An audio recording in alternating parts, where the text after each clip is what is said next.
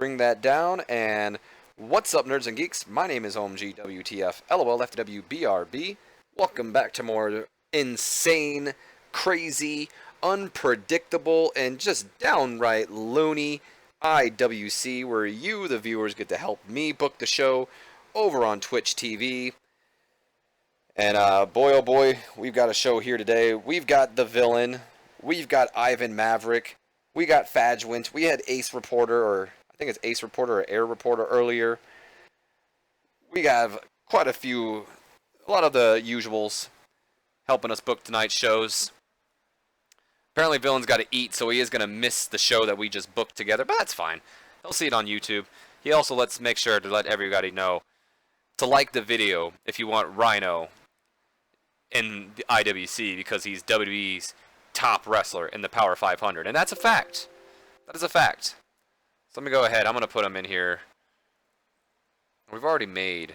Hold on. I've already done some of these, so let me go ahead and take Mike Bailey out of there. Let's go ahead and take out them. I've done that. And let's do Rhino, or bring Rhino in. Oh, look at it. Look at Ivan with the promotion. Did I say you could do that? Delete! Delete! No, I'm just messing. Go ahead and check out Ivan's channel, Ivan Maverick. You like it? Go ahead and give him a sub. Ivan helped us book this today. Might have to do some promotion. What do you do on your channel over there, Ivan? Bring Rhino in. You do 2 content? I might have to check it out. Either way, though, before we move on, Alexis Nevada. We can go here and hire a local real quick because she's in the local territory.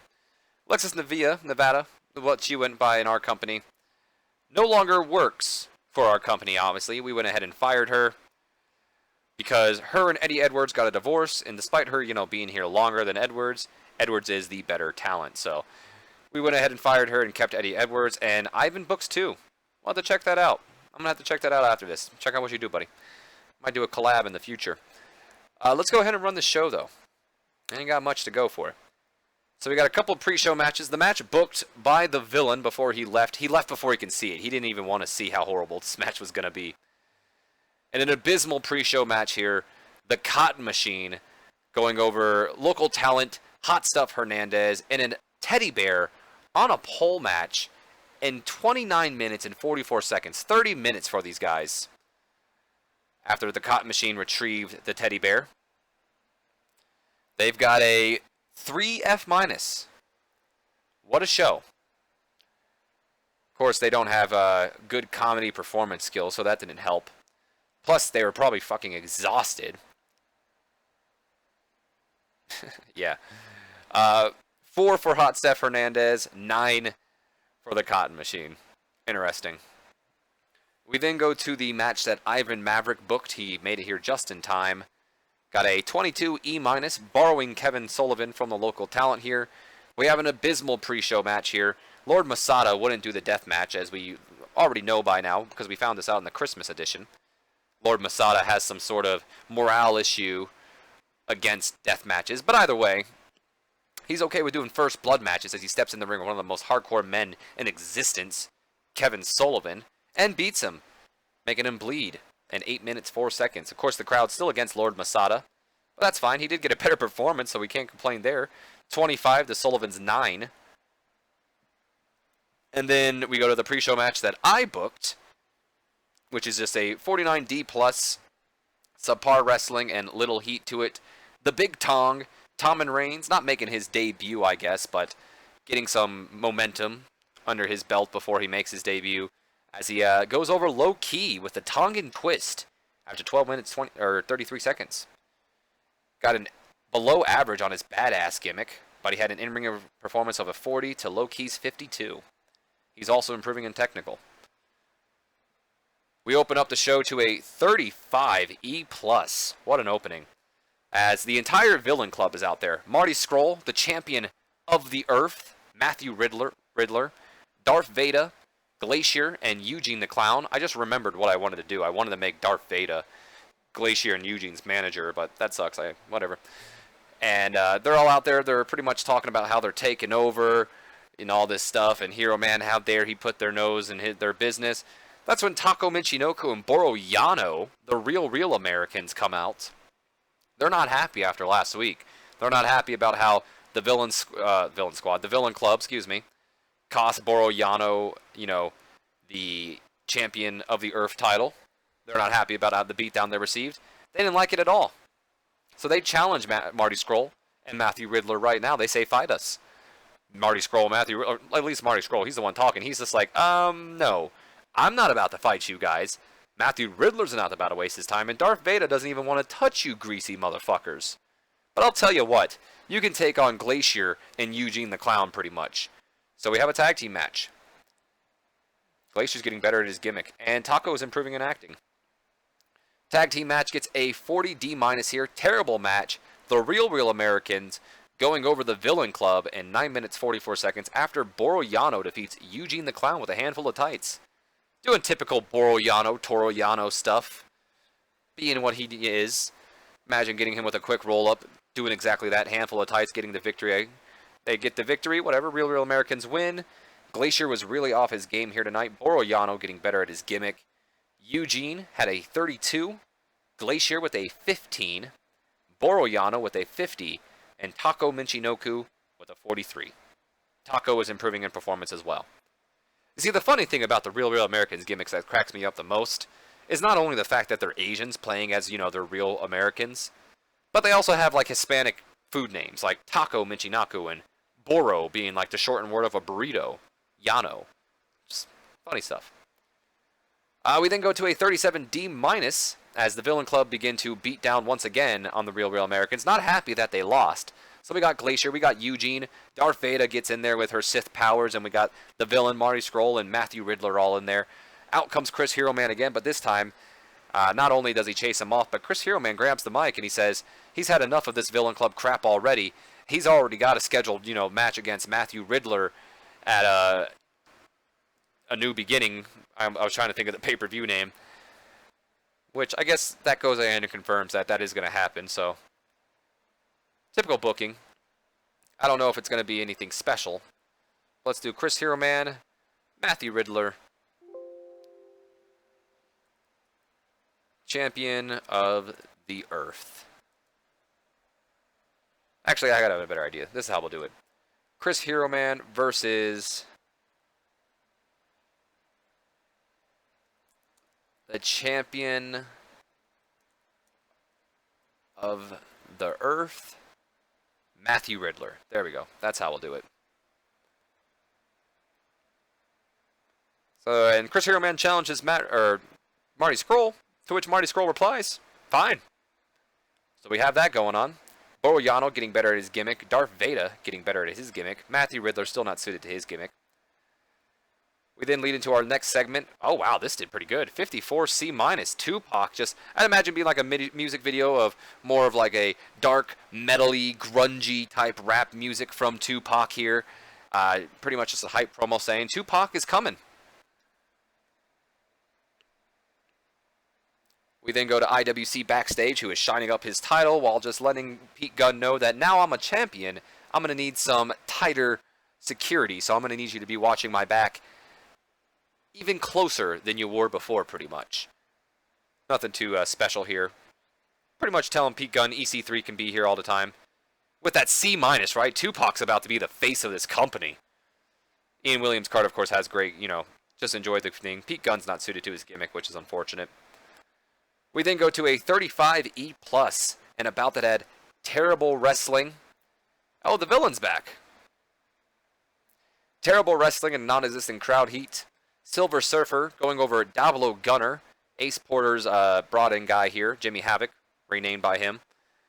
And an Extreme Rules match, while the death penalty title was on the line. Silver Surfer beats Diablo Gunner in 9 minutes 54 seconds. Makes his first defense of the death title, or death penalty title. Diablo got a below average on his Anarchist gimmick. Silver Surfer still not suited to his gimmick, and the crowd is just not happy with him. Although Diablo Gunner and Silver Surfer have great chemistry, so there you go for that. Diablo with a 46, Silver Surfer with a 17. Why we put the title on Silver Surfer, I won't know, but it's the only thing that saved him from going down to developmental. And then afterwards, Sami Callihan makes his return after being injured and just beats the shit out of Silver Surfer, throwing him into all this stuff. This was an Extreme Rules match, so there's weapons all around, hitting him with everything, beating the crap out of him, whipping him with the Death Battle title, just beating him up, bloodying him, making the world know that Sami Callihan, the dead man, is back. And then we go into a 57C- as the Broken Universe cuts another promo in the Hardy compound. Beats a ton of shit out of him. Broken Matt Hardy along with Brother Nero, the beautiful Rebby Hardy, and Senor Benjamin's also there doing whatever he does. Just cutting a promo on next week's. I don't know if I'm going to do a 3-way tag team match or a fatal 4-way tag team match, but I'm going to go ahead and book it in now because since this is going to be the last show, I'm going to forget about it. So let's see if we have 4 teams. If we have 4 teams, I'll do a 4-way tag team match. 4-way tag team. Hold on,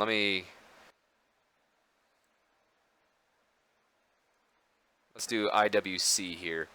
Put weapons in here. There are no countouts, no disqualification, no time limit, no stoppage, no 10 counts. Knockouts there are. And not content risk. Injury risk is low.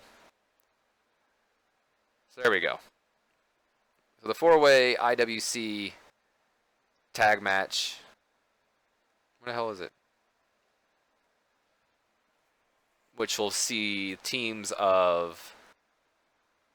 Let's get New York Vice in there. If I want a Senior Benjamin picture.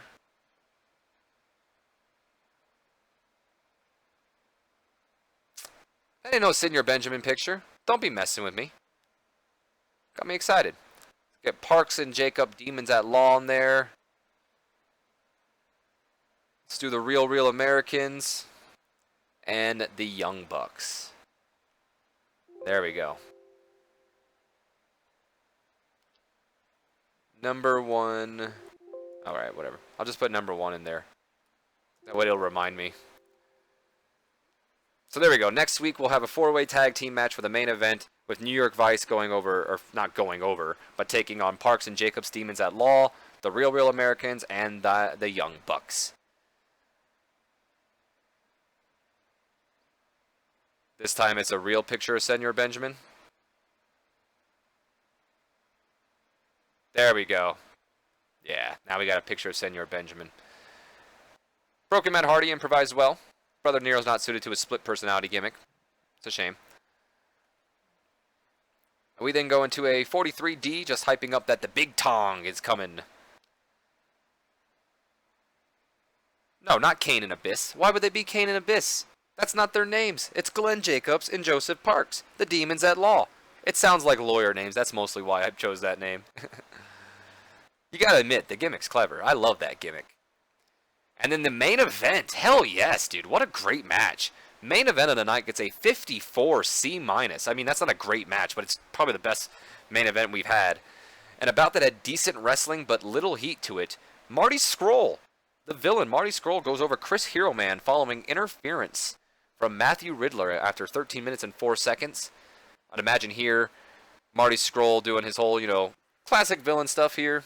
And at one point, he's distracting the referee, which leads to Matthew Riddler smacking him with the belt. Marty Scurll rolls him up for the pin. 1, 2, 3. By the way, yes, the villain 22 did make that match. As Damian Sandow would say, you're welcome. Got the crowd buzzing. Of course, Riddler's still not suited to his gimmick. Scurll with a 33. Hero Man with a 68. We end off the show to get a 48D+ here. How do we... Cotton Machine was on the pre-show. How did I use him? Whatever.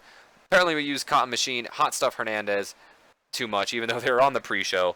But it did lose us popularity in 11 regions, so there you go. The day IWC increases their popularity is the day we've made it. Scroll with that 333. I don't know where you're getting that from. He had a 33. With a little bit more work, we can get him over.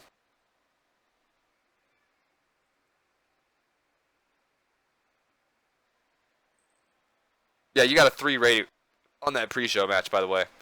That pre-show match was horrible.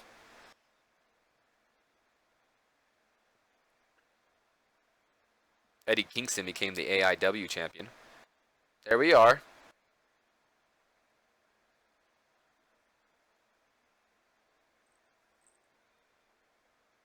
All right, what do we got here? MTV's still unhappy. I don't care because we've got our own stuff going for us. As you'll see right here, we've got the IWC network. So we're good. Dave's going to put that match in the worst of the year.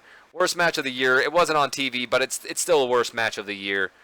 It goes to Jervis Cottonbelly as the Cotton Machine and Hot Stuff Hernandez in a pole match, a teddy bear pole match.